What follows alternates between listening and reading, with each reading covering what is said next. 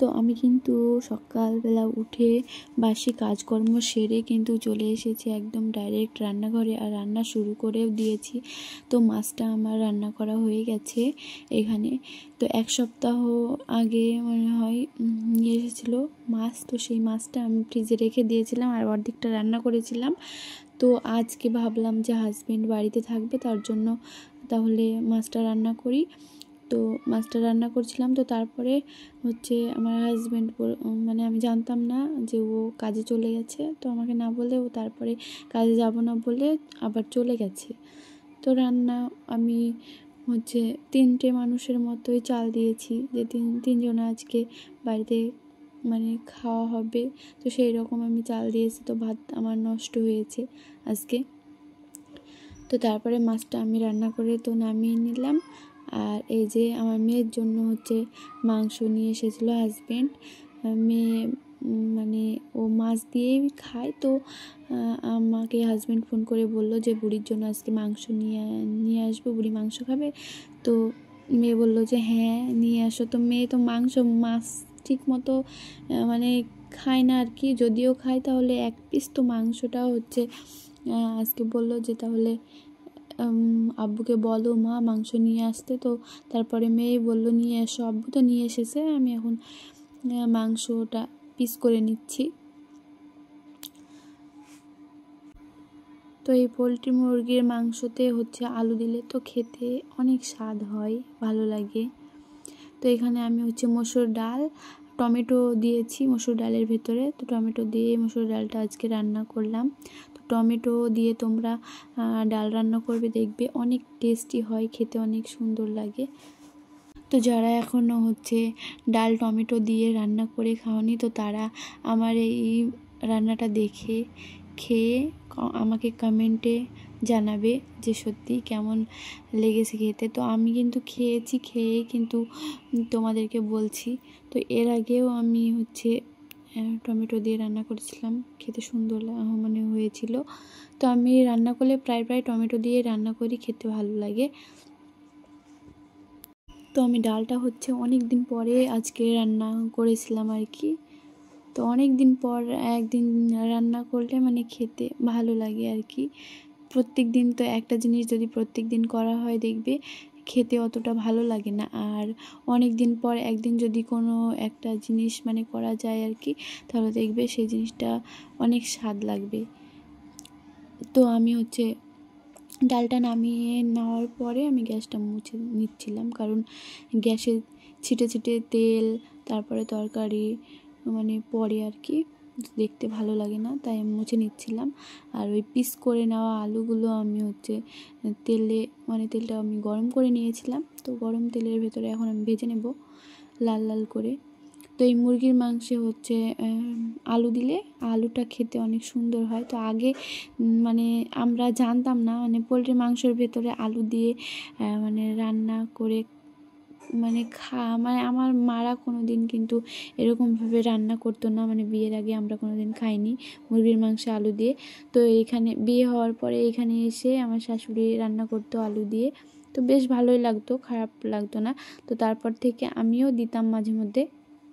তো আমার মেয়ে আবার এখন মানে আমার মেয়ে হচ্ছে মাংসের ভেতরে আলুটা দিলে আলুটা মানে খায় আর কি। তো আমিও আজকে দিয়েছিলাম। তো আমি হচ্ছে ব্লেন্ডারে পেস্ট করে নিয়েছিলাম আদা রসুন কাঁচা মরিচ, তো সমস্ত কিছু ব্লেন্ডারে ব্লেন্ড করে নেওয়ার পরে মশলাটা আমি এখন তেলের মধ্যে দিয়ে ভালো করে কষিয়ে নিয়েছিলাম। তো কষিয়ে নেওয়ার পরে আমি মাংসগুলো ঢেলে দিয়ে ভালো করে কষিয়ে নিচ্ছি।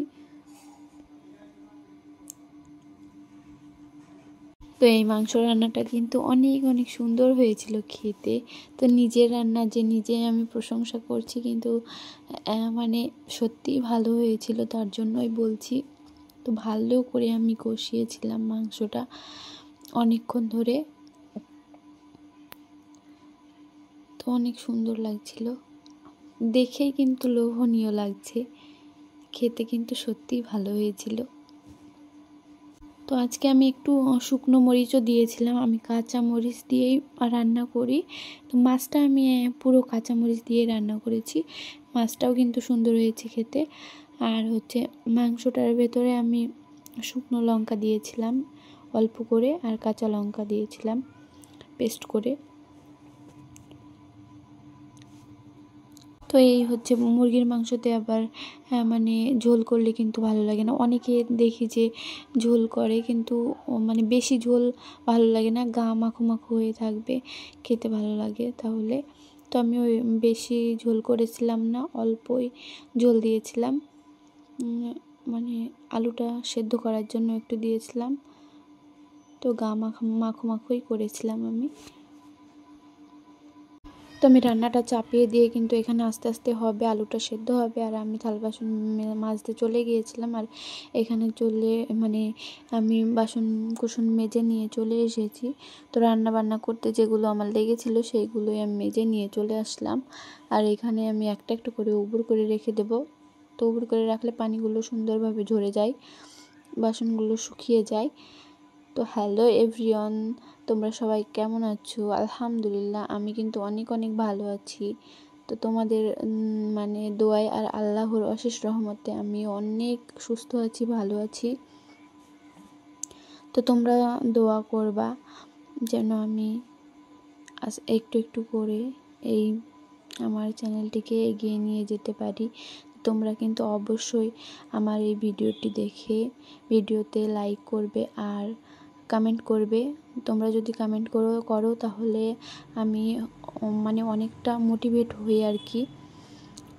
তো আমি কিন্তু এই যে এখন ঢাকনাটা খুলে দেখলাম যে আলুটা কিন্তু সেদ্ধ হয়ে গেছে।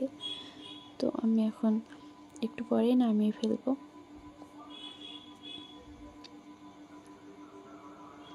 তো এই যে আমি এখন নামিয়ে নিচ্ছি তরকারিটা। তো এই যে আমি কিন্তু মানে ঝোল বেশি করিনি, অল্প একটু করেছিলাম। তো আমি হচ্ছে তরকারিটা নামিয়ে নিয়ে ঘরে মানে সমস্ত কিছু নিয়ে গিয়ে তো তারপরে রেখে দিয়ে হচ্ছে মেয়েকে গোসল টোসল করিয়েছি। তারপরে জামা কাপড় ছিল অনেকগুলো, সেগুলো কেচে দিয়েছি। তো কাচার পরে তারপরে গোসল টোসল করে এসে তো আমি খেতে বসেছিলাম।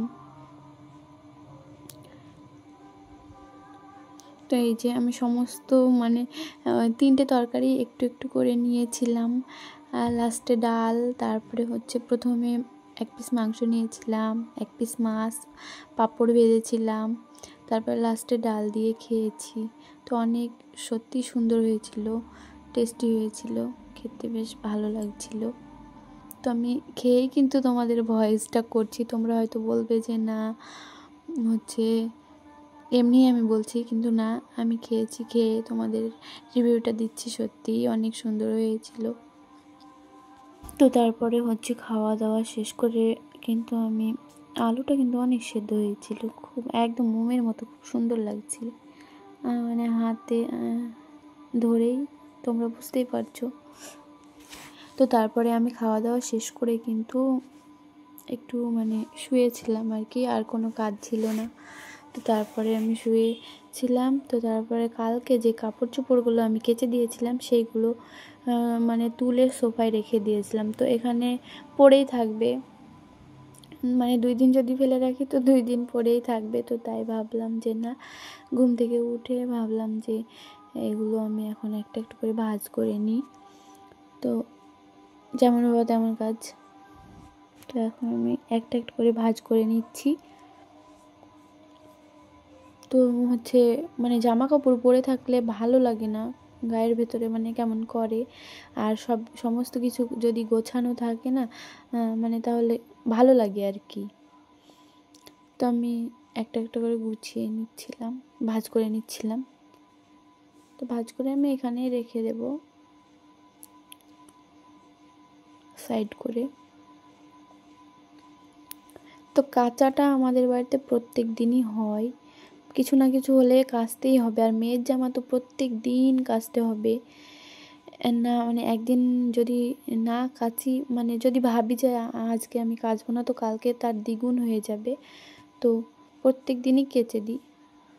আর বেডশিট তো হচ্ছে 3 দিন পর পর কাচা হয়। তো এইবারটা হচ্ছে 1 সপ্তাহ পার হয়ে গেছিলো আর কি, তারপরে কেচে দিয়েছিলাম। তো আমার চ্যানেলে যারা নতুন আছো অবশ্যই আপুরা ভাইয়ারা তারা কিন্তু অবশ্যই আমার চ্যানেলটি কিন্তু সাবস্ক্রাইব করে দেবে প্লিজ। আমি তোমাদের রিকোয়েস্ট করছি আমার চ্যানেলটি সাবস্ক্রাইব করে দেবে আর নোটিফিকেশনটি কিন্তু প্রেস করে দেবে যাতে পরবর্তী ভিডিও তোমরা মিস না করো, তোমাদের কাছে পৌঁছে যায়।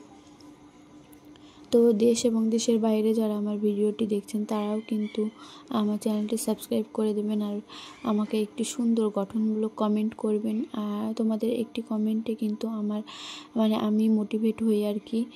তো আমি তোমাদেরকে ভিডিও দেব উৎসাহিত হয়ে। তো আমার ভিডিওটি আমি আর বাড়াতে চাই না, এখানেই শেষ করছি। তো তোমরা সবাই ভালো থেকো, সুস্থ থেকো, সুখে থেকো, শান্তিতে থেকো। আল্লাহ হাফেজ।